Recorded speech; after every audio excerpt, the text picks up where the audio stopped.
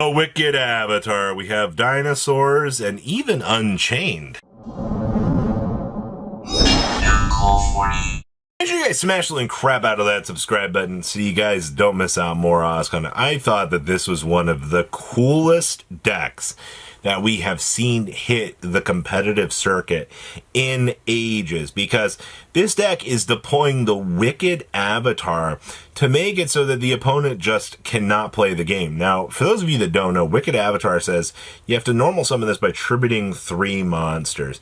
And if this card is normal summon, your opponent cannot activate spell and trap cards until the end of their second turn after this effect's activation, and this card gains 100 attack and defense, or gains attack equal to the biggest monster on the field plus 100, except for a copy of itself, because you know we don't want infinite loops. So the way that this deck is functionally working is you're going to use all of these really crazy ways, like the Three-Eyed Ghost here.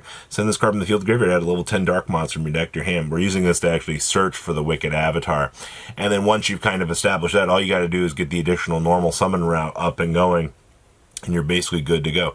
I do see, you know, we are using a lot of the Archfiend good stuff here just to kind of make sure that we can get to the pieces to be able to kind of get set up and go. And obviously, you know, the Fiendsmith stuff is going to allow you to do that. Also, Dukia Demise here is another normal summon extender for you to be able to work with. So I think it's really funny to see all of these combo lines being built into a deck. And also, this top 8 at a regional. This is nothing that, like, this deck didn't not do broken things. It was able to perform at a competitive level, people. And that's something that you don't actually see and hear about each and every day. So congratulations to the Three-Eyed Ghost and the Wicked Avatar actually providing us with an actual setup, an actual safety net, and an actual way to be able just to manipulate and do some broken Yu-Gi-Oh! Next up here, we have Dinosaurs with Ryu-Ge. Now, I will say, I think this is one of the first lists that I've seen in a hot second that has been using the Ryu-Ge. Actually, it's the first Dinosaur list I've seen in a while, outside of, like, you know, the Fire King decks that have been trying to use this stuff to kind of get set up and go. But I do see, obviously, Melody, the Awakening Dragons. I mean, like, it's an Ash target. It's also just an overall good card for you to be able to use to kind of get set up and kind of tear through, you know, a lot of the combo setup that you need to have, because, you know, being able to recruit for Misva is an incredibly broken way to go about things. So they knew what they were doing with this. In terms of, you know, the dinosaur loadout that this deck is having, you're going with the 2 Animadored Archosaur, which I think is fine. Typically, having Animador just be the little, you know, combo upper that you want. You're also going with the double evolution pill in this. In terms of, I mean, your target, you have a single big ultimate conductor, which I think is fine. Which, I mean, like, you're not going to complain about this too much. Like, this card's job is to be able to set them go. Also see that they did find room to get the other big dinosaur in here, which is actually really cool. Also see we are playing double Ground Xeno in the list. Ground Xeno being kicked to the side deck is not surprising. It's a good card, don't get me wrong, but I understand, like, in terms of your application of what you're trying to do with this, it might not feel like the greatest support card for you. So overall, I mean, like, 50 cards is wonderful for this. You know, you've still got, you know, your power hand traps you can build in terraforming to bridge on into the broken field spell. You know exactly what you're doing with this list. You're getting into the good pieces and you're just rolling with it. Next up here, we have Unchained. Now, I'll be honest with you, like, I'm not surprised to see suddenly Unchained being a deck worth discussing.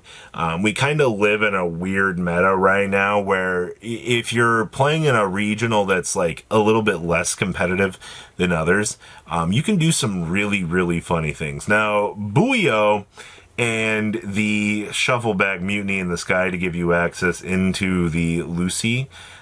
This thing is pretty important to the deck, man. Also, we don't really talk about the fact that this does give you access to fusion summon any fiend or fairy. You've got some funny little other targets that you can kind of make with Mutiny in the Sky. You know, you're not restricted to some of the other big ways to do things. Also, shout out here to the Barrier Statue of the Dark. If you have kind of noticed, there's not a lot of dark decks present in the current meta. It's not saying the dark is a bad attribute right now.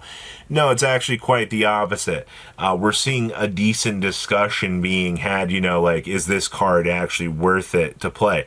Obviously, you know, dark, you have extra deck cards that you can access, like SP Little Knight, to try to attack over this, that you can make a little bit easier. It's not an entirely, like, paywalled off big boss monster sort of scenario. It's just something that you do have access to, that you can get to if you really need to kind of work off of things. So I think that's kind of important to mention here, that, you know, Barrier Statue of the Abyss is a very, very, very good option just to kind of have access to. So, yeah, that's, I mean, obviously it's Unchained. You don't get anything really too exciting with this, like, honestly.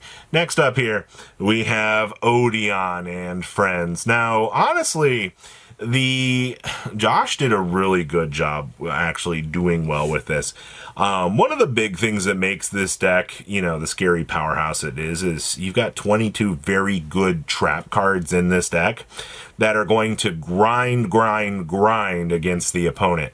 And obviously, a card like Evenly Matched, where, you know, you can kind of walk into let your opponent kind of set up their field, and you're like, all right, cool, well, you know, I have to go second. So the options you have for going second are, obviously, we have Shifter, but we also have Evenly to kind of help us out. Now, obviously, you know, we do have access to Dominuses and Songs here. So you've got, if you have to go second, you know, with a deck that doesn't really want to go second, you have those options to be able to bridge and set up. And it's not going to put you in an absolutely horrifying situation, but it's just one of those situations that I think, you know, your deck has to be able to fight. Now, obviously, if you've noticed, the Odon package has been greatly reduced. We have cut back on so much of the fact, you know, one Anubis, one man with the mark. I mean, that's it. You're also you're also relying on just 2 barrels in the deck to be able to kind of get the initial setup and go. But if you do see the key components here, and you do, you know, you are able to start up with the combo line that you want, you should be absolutely fine with that. You know, the Congo line is, as long as you can get the trap cards rotating on through here, you know, you should be able to do your thing. Also with the Primite package, I mean, you should be having a 1900 attacker on the field pretty much at all points for you to be able to access. So I do think that, you know, it's a very minimalistic engine, but realistically, the minimalistic side of things was good enough to actually have this successfully work out. And then our last list here is going to be some Cyber Dragons from Savage P. He got top 32 out of his regional, which is not too terrible. We do get to see some like differing opinions here. Also, only one Cyber Dragon in this. You are using the Canine package as kind of like the anchor for the deck. And we've been seeing that a lot more with these lists, right? Like the Canine package is going to be more of the centerfold for the deck kind of work out. I also do see we are doing a little RB package in here because, you know, having the Vulcan rocket, you know, you don't have to be locked if you go down the other combo ways with this.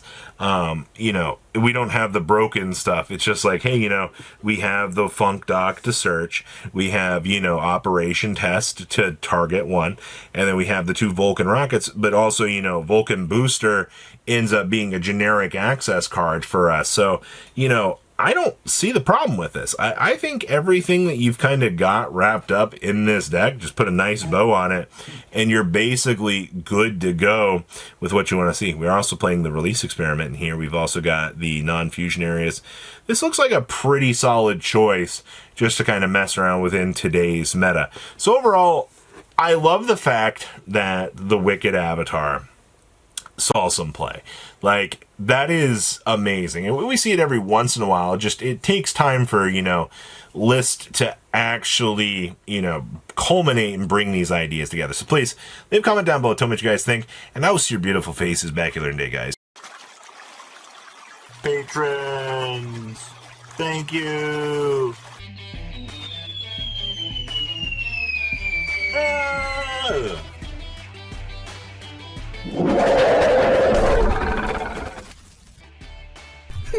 you so much for watching. Check out these other videos.